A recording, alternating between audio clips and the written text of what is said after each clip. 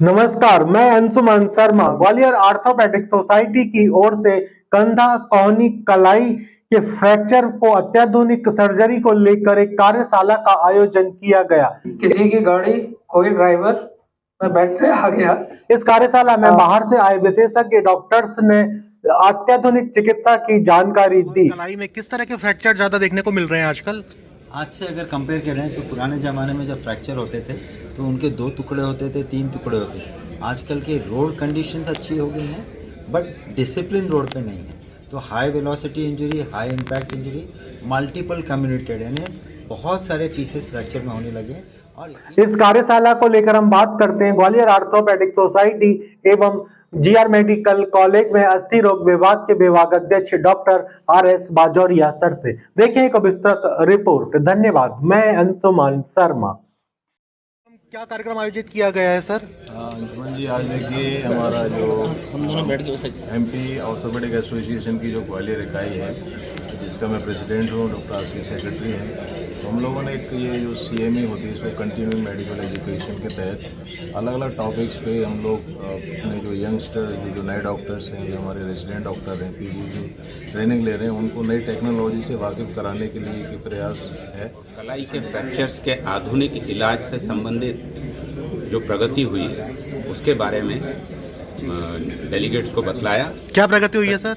नए नए तरह के इम्प्लांट्स आ गए हैं और आज की तारीख में हिंदुस्तानी कंपनीज वो सब चीज़ें मुहैया कराती हैं जो कि लंदन या न्यूयॉर्क के टॉप हॉस्पिटल्स में मिल सकती है। हर तरह की मॉडर्न टेक्निक्स हिंदुस्तान में अवेलेबल है, थिएटर कंडीशंस अवेलेबल हैं, तो डॉक्टर्स को भी इम्प्रूव करने की कांस्टेंट ज़रूरत रहती है, लगातार ज़रूरत रहती है कि हम लोग नई नई तकनीक सीखें। तो ये कार्यशाला उस दिशा में काम कर रही है। सर, हमें जैसे सर की चोट लगती है, उसके बाद हमें कौन सी चोट गंभीर रहती है, जैसे दुर्घटना होती है? आज की तारीख में जितने हाई स्पीड व्हीकल्स आ गए हैं, जितनी हाईवेज बन गए हैं, तो यंग पेशेंट्स में खराब फ्रैक्चर्स और ट्रॉमा का जो प्रतिशत है वो इतना बढ़ गया। और जब जवान कमाने धमाने वाला आदमी परिवार का घायल हो जाता है तो उसकी मार पूरे परिवार पे पड़ती है। तो जो ट्रॉमा है वो बहुत बड़ी बीमारी है अपने आप में और बहुत डिसेबलिंग है, और उसका इकोनॉमी पे सोशल इफेक्ट भी बहुत ज़्यादा है। तो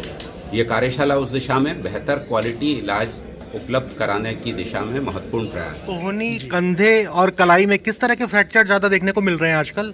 आज से अगर कंपेयर करें तो पुराने ज़माने में जब फ्रैक्चर होते थे तो उनके 2 टुकड़े होते थे, 3 टुकड़े होते थे। आजकल के रोड कंडीशंस अच्छी हो गई हैं बट डिसिप्लिन रोड पे नहीं है, तो high velocity injury, high impact injury, multiple comminuted यानी बहुत सारे पीसेस फ्रैक्चर में होने लगे। और इन सभी पीसेस को इम्प्लांट्स में पिरोना, उनको इफ़ेक्टिव इलाज करवाना और इफ़ेक्टिव रिज़ल्ट देना, ये अपने आप में चैलेंज है। और इस दिशा में नए नए इम्प्लांट्स आते रहते हैं, जिन इम्प्लांट का उपयोग हम लोग सब कार्यशाला में सीखते जाते हैं। उनका सही प्रत्यारोपण कैसे करना, उन फ्रैक्चर्स को कैसे इलाज करना। कई मरीजों को एक ही ऑपरेशन में पूरा काम नहीं हो पाता है, तो उनको सीक्वेंशियल सब्सिक्वेंट सर्जरीज भी लगती हैं, जिसके लिए मरीजों ने बिल्कुल रेडी रहना चाहिए। किसी को बोन ग्राफ्टिंग लगती है, उनको तैयार रहना चाहिए। मतलब ऑपरेशन कर सकते हैं, कितनी हड्डियों के टुकड़े हो जाते हैं तो उसके बाद भी अपन ऑपरेशन कर सकते हैं? कई मरीज ऐसे आते हैं जिनके अनगिनत टुकड़े हो जाते हैं, we call them as bag of bones. तो कोहनी में कई बार बैग ऑफ बोन्स होने के बावजूद भी आजकल की जो डिवाइसेस और प्लेट्स हैं, और मैं इस चीज़ को बखान करना चाहूँगा कि आजकल इंडिया के इम्प्लांट्स कई देशों में निर्यात हो रहे हैं, जो कि आज से पहले हम लोगों को बाहर से बुलाने पड़ते थे। अब ऑलमोस्ट मोर देन 70 कंट्रीज़ को इंडिया के इम्प्लांट निर्यात हो रहे हैं। और ये टाइटेनियम, स्टेनलेस स्टील, जो भी इम्प्लांट यूज़ करना चाहें, दोनों की अलग अलग खूबियाँ हैं, दोनों के अलग अलग प्रॉब्लम्स हैं, लेकिन ये इम्प्लांट्स अब इंडिया में अच्छे से बनने लगे हैं। और इस कार्यशाला में इन सभी इम्प्लांट्स के बारे में डिटेल डिस्कशन शुरू। जी धन्यवाद सर। सर, आपसे मैं ये जानना चाहूँगा, जैसे इम्प्लांट सर्जरी की गई है हड्डी की, तो हम क्या सावधानी रखें कि वो खराब ना हो? Please sir. मेन सावधानी तो रहता है कि जब तक आपकी हड्डी नहीं जुड़े उस अंग का हम अत्यधिक उपयोग नहीं करें। आपको सावधानी सबसे अधिक है, इतना है कि अधिक वजन नहीं उठाना है उस हाथ में, क्योंकि अगर आपको आज आपने प्लेट लगाई तो इम्प्लांट केवल हड्डी को जुड़ने में मदद कर रहा है, वो हड्डी को रिप्लेस नहीं कर रहा है। जब तक हड्डी पूरी तरह से नहीं जुड़ जाए तब तक हमें उस अंग का अत्यधिक उपयोग नहीं करना है, यानी कि भारी वजन नहीं उठाना है या उस हाथ का सहारा नहीं लेना है। तो ये चीज़ें हमें ध्यान रखना है कि इम्प्लांट आपके हड्डी में जुड़ने में मदद कर रहा है, हड्डी को रिप्लेस नहीं कर रहा है। तो ये सावधानी अत्यधिक हमें बरतना रहेगी। साथ ही अगर हमारे शुगर है या डायबिटीज़ है तो अगर हमारे इसमें इम्प्लांट लगा हुआ है तो हमें इन्फेक्शन का खतरा रहता है, तो हमें अपनी शुगर को कंट्रोल करना चाहिए। साथ ही हमें स्मोकिंग और अल्कोहल के कंजम्पशन को भी कंट्रोल में रखना चाहिए, जिससे हमारी हड्डी जुड़े और इम्प्लांट से हमें नुकसान ना हो। जी सर। जीआर मेडिकल कॉलेज के डीन डॉक्टर RKS धाकड़ सर ने भी इस कार्यशाला में अत्याधुनिक चिकित्सा की जानकारी दी। So there are a lot of risk factors. There are some diseases like vascular disease, malnutrition, diabetes. Systemic diseases can add in non-union.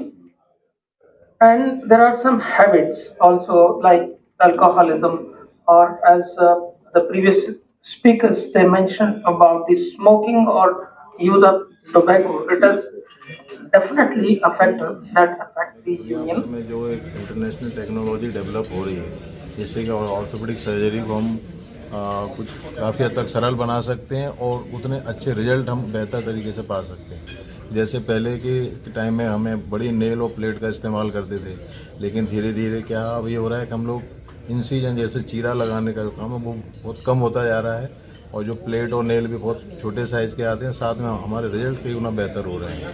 अच्छी कंपनियों के इम्प्लांट आ रहे हैं, जैसे स्टील से लेकर टाइटेनियम, प्लेटिनम, बहुत सारी चीज़ें जिसका फ़ायदा हम ज़्यादा से ज़्यादा पेशेंट को दे पाएँ।